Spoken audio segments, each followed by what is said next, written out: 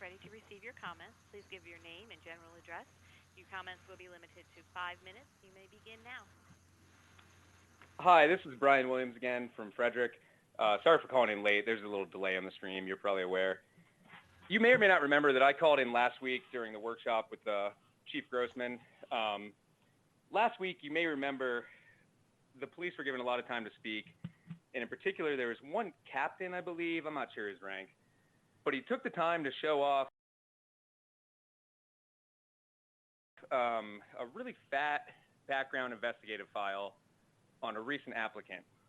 He waved that really fat folder around like a prop, kind of showing off how thorough their background investigations are and their vetting for applicants. You may also remember that I brought up the murder of Ethan Saylor and the fact that one of the people directly responsible for reviewing those background investigation files and vetting applicants was one of the sheriff's deputies that killed Ethan Saylor in 2013. I know you guys are aware about Ethan Saylor's death and the circumstances, and I hope you took the time since I spoke to you last to look into that a little bit further. We'll get to that in a few minutes, but for any citizens listening that aren't familiar with Ethan Saylor was a young man with Down syndrome that was watching an action movie at Westview Theater in 2013. I want to note that the average price for a movie ticket in 2013 was $8.13. Ethan, who again had Down syndrome, after finishing the movie, wanted to watch it again. His caretaker was trying to calm him down and get him to leave the theater. And despite his caretaker's warnings, 3 sheriff's deputies stormed into the theater, and by the time they came out of the theater, Ethan Saylor was dead over an $8.13 movie ticket. Ethan died of a fractured larynx and asphyxiation. It was found to be a homicide. They got away with it. They kept their jobs. They paid a settlement to his mom. The city or the county had to pay, the state of Maryland, I'm sorry, had to pay a huge fee to his mom. But they got away with it. Last year, one of those officers, Rich Rockford, was hired by the Frederick Police Department. It apparently went under the radar because there wasn't a big stink about it like there should have been. As far as I'm concerned, the Frederick Police Department is spitting in the face of the public by hiring this man and thinking that nobody will notice or care. How fat was his background investigative file? How many dozens or more likely hundreds of pages in his background file regarded the killing of Ethan Saylor? And yet they still decided to hire him. The whole thing is a joke. If someone has a marijuana conviction on file, they probably won't get hired. If you kill an unarmed man with Down syndrome over an $8.13 movie ticket, apparently you get hired, and then you get put in charge of deciding who gets hired. This whole thing highlights the incestuous relationship between the FPD and the Frederick County Sheriff's Office.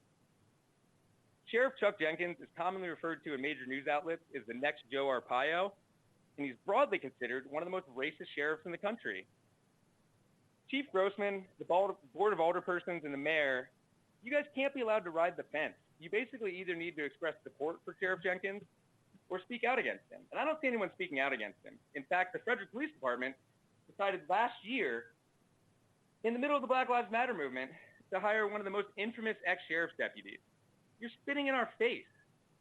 I don't know if Rich Rockford killed Ethan Saylor. I know that 3 sheriff's deputies went into that theater, and he was killed. But regardless of whether or not Rich Rockford was the person most responsible for the killing of Ethan Saylor, he was involved, and he didn't snitch. Because I name-dropped Rich Rockford last week, some of you may have prepared some examples of him serving the community as some sort of counterpoint. As far as I'm concerned, nothing can make up for one of the most unnecessarily violent and shameful incidents in the history of the Frederick County Sheriff's Office, and he has no business being employed by the Frederick Police Department. What I want to ask you today is, was the mayor or any of the alderpersons aware of the hiring and the context before this workshop last week? I suspect that Alderwoman Russell may have been familiar just because of her history with FPD and contacts. She might have heard murmurs about it. Maybe not. I suspect the rest of you were blissfully unaware. I hope the rest of you were blissfully unaware because you haven't done anything about it.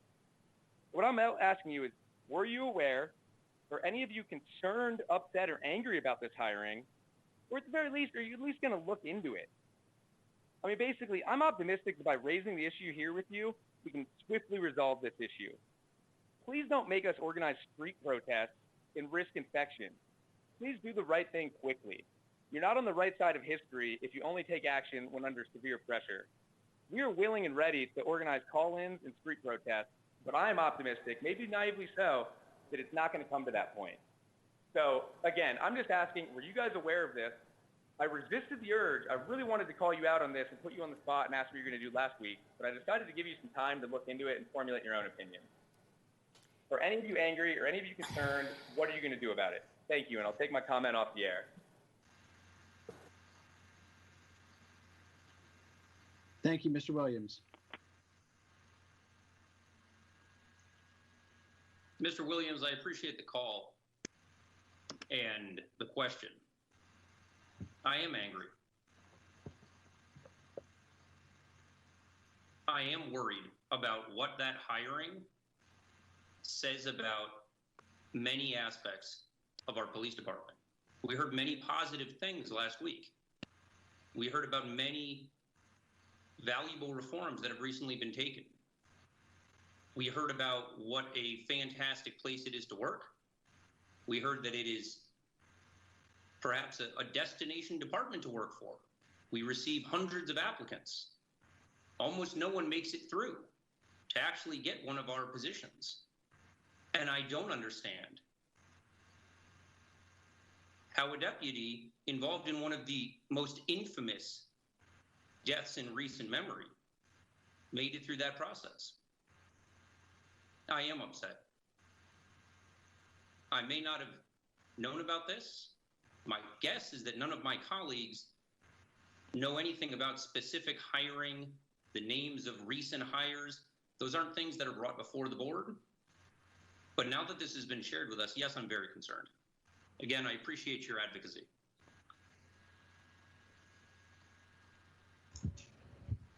I concur with Alderman McShane, and no, I didn't have a clue before last week. And yes, I am concerned. And my hope is that through the personnel department of the police department and through the mayor's office, that this will get taken care of.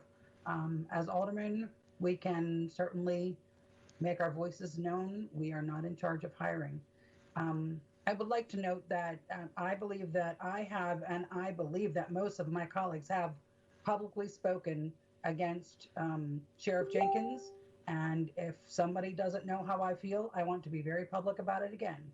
I am not a fan, and I certainly will work for the person who runs against him at the next election. I will just say that I do not comment on personnel matters. I am not consulted, nor do I have conversations about personnel matters with the police department. And I have not read, or had any information in that investigative file, so I cannot draw any conclusions. I'm sorry if that's disappointing. That is not my role as an alderman. I will not comment on personnel matters. This is Alderman Wilson.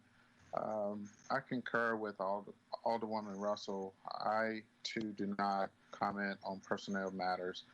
I do thank you, Mr. Williams, for your advocacy and your bringing this concern to us.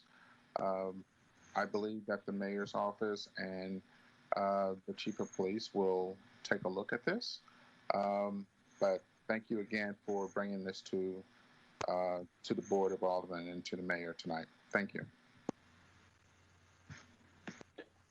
Yes, Alderman Chakra here. Thank you for that concern. It's concerning, and as colleagues have mentioned, in regards to personnel, I have confidence that the mayor and our FPD will handle it appropriately. That's where my confidence is right now. In regards to this matter, in regards to, I don't want to comment on the other matter. I've spoken out enough, and if you haven't heard me, then then I'll leave it there. And let me add this, and I'll continue to speak out, but I'm not prompted because someone says that what I need to say, that I need to say it. Thank you. And if I may add one more clarification, a background investigator does not decide who gets hired. A background investigator collects the information, puts together a report, and that's forwarded to chain of command, who makes those hiring decisions.